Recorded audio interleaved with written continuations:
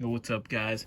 As 2024 NBA Finals officially got the Dallas Mavericks versus the Boston Celtics. It's going to be an exciting one.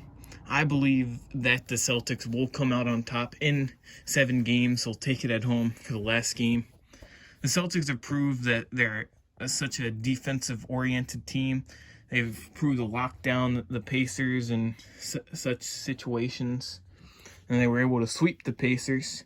The Pacers couldn't close out anything. Sure, it was some close games, but the Celtics have proven that they've gotten better under pressure. They don't have a great experience being good under pressure, especially in the last couple NBA Finals that they've been in for like the last 5 years. In that time span, they haven't been able to actually win the championship, but I feel like this year is going to be the championship for the Boston Celtics. And they've been so dominant so far in these playoffs. Sure, it's been like an easy run at a face the Miami Heat with no Jimmy Butler. Then the Pacers was half of the series missing Tyrese Haliburton. So it sure was an easy piss, but that's going to give the Celtics all the confidence in the world to try to close it out against the Dallas Mavericks. And they're going to get Kristaps back. I don't believe Kristaps is a great player, but he's going to be good enough to give him a huge boost, especially spacing the floor. Spacing the floor is going to be huge because when you got Jaylen Brown, who was lighting it up against the Indiana Pacers, driving and finishing, shot creating, he's going to be able to get easy lanes to the hoop, especially with the floor is so spaced out with Kristaps if he catches fire, hitting three-pointers, Jason Tatum lighting up some deep threes, even Peyton Pritchard coming off the bench. And the Celtics are all around such great three-point shooters, and that's what the NBA is so evolved around now, is hitting that three-point shot. So they should be able to light that up against the Mavericks. The Mavericks, they can take it. They have a chance. My prediction could be wrong. They could win in 6 or 7. But that's if Kyrie Irving and Luka Doncic keep playing the way they were playing in that Minnesota Timberwolves series. I just don't feel like they're going to have the capability to do that against a great Celtics defense with Jrue Holiday, who's absolutely an elite defender. There's no taking away what Jrue Holiday does on the defensive end. He clamped up Tyrese Haliburton in the beginning of that series. He made life so difficult for him. And he makes it difficult for any ball handler that he's guarding. And it's not only the ball handler that he's guarding, but also the off-baller. It's hard for them to get open when you're clamped up by Jrue Holiday. And the rest of the Celtics team is also great defenders. They all stick together. They got great chemistry. They've been together for a while. It was the Mavericks. You got PJ Washington, like Derrick Jones Jr. There's some new guys. The Mavericks got PJ Washington off of a trade from Charlotte, and Derrick Jones Jr. kind of new.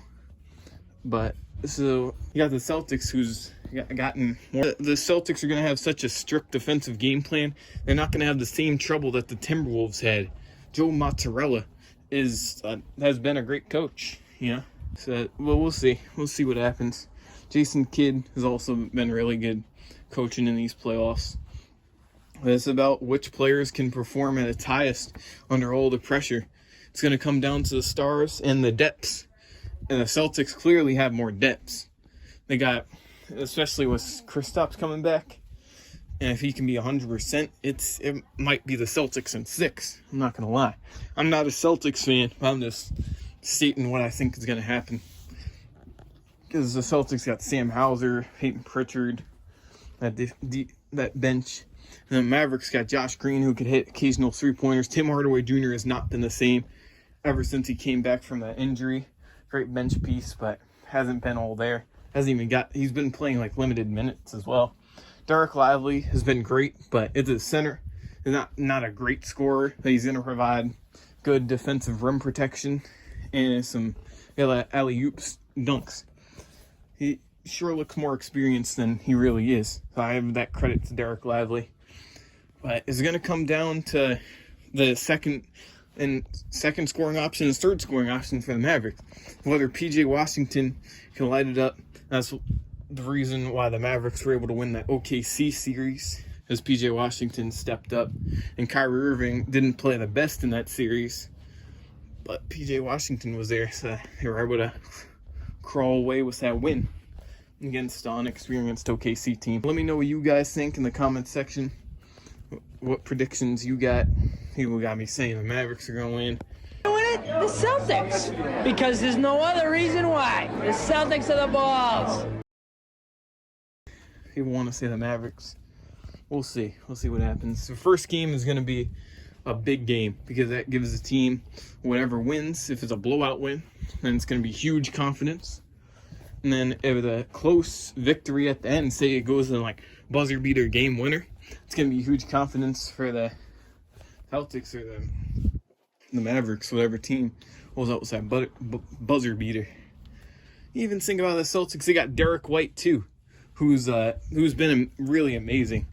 And this is in these playoffs. I can't talk negatively about any of his performances. He's been there all the way for the Celtics, hitting 3-pointers, hitting his shots, playmaking.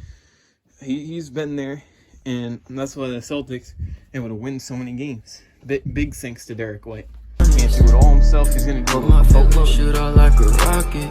Niggas thought they had the swag, but I'm really on it. Look at you, just don't see happening. We know what you guys think. I'll see you guys next time. Peace out.